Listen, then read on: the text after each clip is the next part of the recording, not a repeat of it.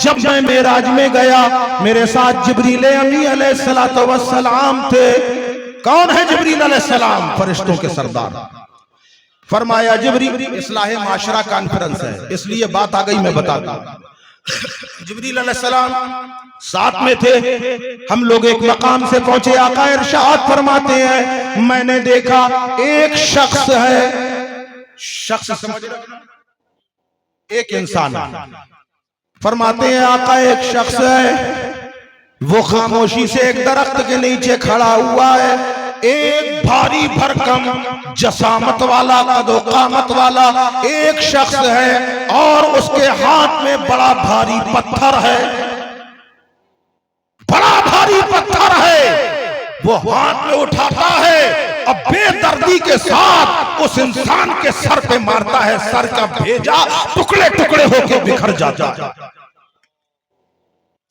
उसके बाद अल्लाह की कुदरत से उसे फिर पूरा वैसे ही जोड़ दिया जाता है। वो फिर पत्थर उठाता है, फिर मारता है, फिर सही हो जाता है, फिर पत्थर मारा जाता है। मुसलसल यही अमल हो रहा है। आका अलैहिस्सलातु वस्सलाम ने इरशाद फरमाया सुबहान अल्लाह। तुम भी बोलो यार सुबहान अल्लाह। जब नबी बोले सुभान अल्लाह तो तुम क्यों नहीं बोलोगे? आका ने इरशाद फरमाया सुभान अल्लाह। ऐ जिब्राइल क्या मामला है, ये कौन शख्स है? जिब्रील अमी अलैहिस्सलातु वस्सलाम इरशाद अर्ज करने लगे या रसूल अल्लाह और आगे चलिए, याद रखना आपका काम है। का या रसूल अल्लाह और आगे चलिए। आका करीम अलैहिस्सलातु वस्सलाम और आगे बढ़ गए और आगे जाकर देखते हैं एक शख्स है और उसके सामने वैसे ही जसामत वाला, वैसे ही कदो कामत वाला, भारी भरकम डील वाला एक शख्स है जिसके हाथ में लोहे का एक औजार है, जिसके 4 सिरे हैं, 2 पकड़ने वाले हैं और 2 ऐसे घूमे हुए हैं जैसे पिलास होता है। ऐसे ही उसे शमसी कहा जाता है जिसमें यूं इस तरीके से बना होता है। अल्लाहु अकबर। आका फरमाते हैं उस शख्स के एक नाप में, नाप यानी ये बुद्धि, समझ रहे ना, एक सिरा नाप में है, दूसरा मुंह के अंदर, और उसके बाद वो शख्स उसे ऐसे दबाता है कि पूरे बदन की पसलियां चरमरा जाती। फिर उसको हटाता है, पसलियां सही की जाती हैं, फिर वैसे ही किया जाता है। मुसलसल उसके साथ यही हो रहा है। आका ने इरशाद फरमाया सुभान अल्लाह। ऐ जिब्राइल ये कौन है और इसे क्या सजा दी जा रही है? आका ने जब इरशाद फरमाया, जिब्रील अलैहिस्सलाम अर्ज करने लगे या रसूल अल्लाह और आगे चलिए। बातें सब याद रखना, या रसूल अल्लाह और आगे चलिए। मेरे करीम आका और आगे बढ़ गए। फरमाते फिर और आगे जाने के बाद मैंने देखा एक शख्स है जो खून के दरिया में, दरिया जानते हो कि नहीं? मेरा मिजाज ये कि एक एक बात आपके जहन में आ जाए। खून के दरिया में, या यूं कह ले खून की नदी है और या खून का तालाब है, उसमें एक शख्स है, वो उसमें तैरता हुआ किनारे आता है, उसे पत्थर मारे जाते हैं, फिर वो बीच में जाता है, उसी में डुबकियां लगाने लगता है, वो खून उसके मुंह में चला जाता है, फिर बाहर आता है, किनारे तक आता है, फिर मारा जाता है, फिर खून उसके अंदर जाता है। मुसलसल यही अमल हो रहा है।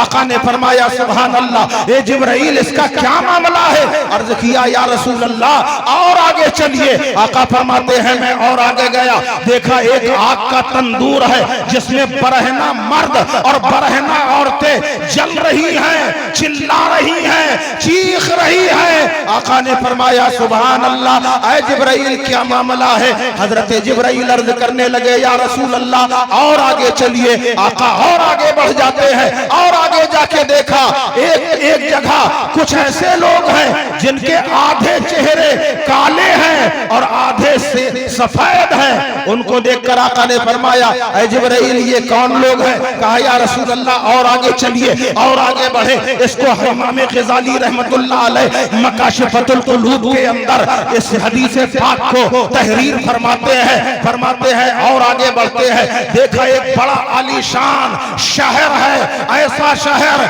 जो बड़ा हसीन और जमील है।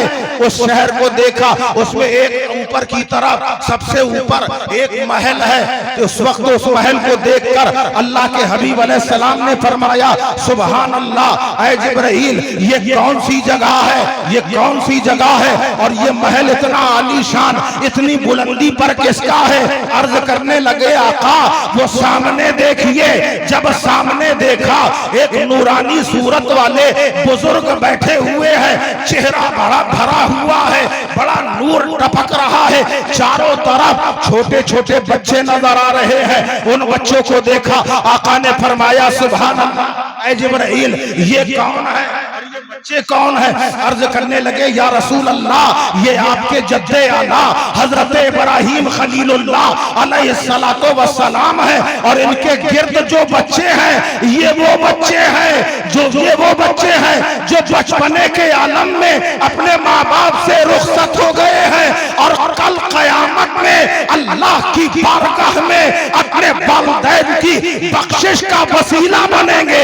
हदीस पाक के अंदर आता है, आकाए करीम अलैहिस्सलातो वस्सलाम फरमाते हैं कि यही वो बच्चे होंगे जब जन्नत में जन्नती चले जाएंगे, जहन्नमी जहन्नम में होंगे। ये बच्चे अल्लाह से कहेंगे, ए परवरदिगार हमें दुनिया में हमारे माँ बाप का प्यार नहीं मिला था, हम जल्दी दुनिया से रुखसत हो गए थे, मौला अब जन्नत में हमारे माँ बाप को हमारे हवाले कर दिया जाए। अगर उस वक्त जहन्नम में वो होंगे, अल्लाह ताला माँ बाप की सूरत में फरिश्तों को बनाकर उनके सामने पेश करेगा। माँ बाप की सूरत होगी मगर वो फरिश्ते होंगे, बच्चों को दिया जाएगा, ये तुम्हारे माँ बाप हैं, ले लो, इतना कहा जाएगा तो बच्चे खुशबू सूंघ के कहेंगे कि मौला ये मेरे माँ बाप नहीं है, इनमें माँ बाप की खुशबू नहीं है, मुझे मेरे माँ बाप चाहिए। तो अल्लाह इन बच्चों की सिफारिश पर जो दुनिया से रुखसत हो गए हैं, माँ बाप जहन्नम में होंगे तो जहन्नम से निकाल कर जन्नत में दाखिल किया जाए। नाराए तकबीर, नाराए रिसालत, शाने वालिदैन, नाराए तकबीर। ये जो बच्चे रुखसत हो जाते हैं, अर्ज करने लगे, या रसूल अल्लाह ये वो बच्चे हैं और ये आपके जद्दे आला है हजरत इब्राहीम अलैहिस्सलाम, और या रसूल अल्लाह ये जो ऊपर आप महल देख रहे हैं और ये शहर देख रहे हैं, आका ये कुछ और नहीं बल्कि जन्नतुल फिरदौस है, अल्लाह ने जो मोमिनों के लिए तैयार किया है। अल्लाह ने जो मोमिनों के लिए तैयार किया, आका आपके चाहने वालों के लिए ये जन्नत बनाई गई है। या रसूल अल्लाह ये जन्नत है और ये जो सबसे ऊपर महल है, आका ये आपका महल है। अरे तुम बोल नहीं रहे यार, हमें मजा नहीं आ रहा, हम तकरीर बंद कर दें। सुभान अल्लाह, सुभान अल्लाह। नहीं आप लोग तो बोल रहे हैं, आप लोग को नहीं, पब्लिक को चाहिए बोलना चाहिए। आप अपने आका की बात सुनते हैं तो जोशे मोहब्बत में बेसाख्ता मुंह से सुभान अल्लाह निकलना चाहिए। आका करीम अलैहिस्सलातु वस्सलाम ने फरमाया, ऐ जिब्राइल ठीक है, उसके बारे में क्या? वो जो आग के तंदूर में मर्द औरत जल रहे थे, अर्ज करने लगे, या रसूल अल्लाह ये वो लोग हैं जो दुनिया में जिनाकारी किया करते थे। ये चार चंद लम्हों की लज्जत की खातिर आदमी ये सब कर रहा है। अल्लाह ताला